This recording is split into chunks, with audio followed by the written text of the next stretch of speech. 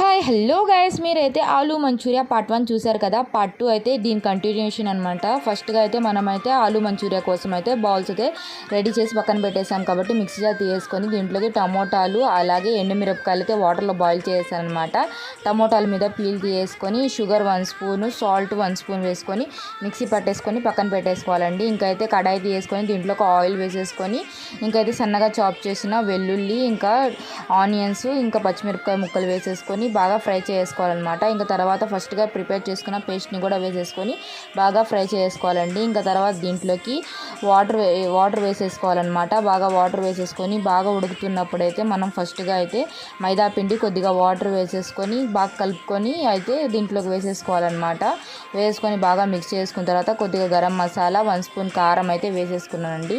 బాగా మిక్స్ చేసుకున్న తర్వాత ఫస్ట్గా ప్రిపేర్ చేసిన బాల్స్ కూడా దీంట్లో వేసేసుకొని ఇంకైతే దీంట్లో కొత్తిమీర వేసేసుకొని ఇంకా మెయిన్ ఇంగ్రీడియంట్స్ వచ్చి మిరియాల పొడి వేసేసుకొని బాగా మిక్స్ చేసుకుంటే మన ఆలూ మంచూరియా అయితే రెడీ అయిపోయింది గైస్. టేస్ట్ అయితే చాలా బాగా కుదిరింది. ఇప్పుడు మా ఆయన అయితే టేస్ట్ చేస్తున్నారు.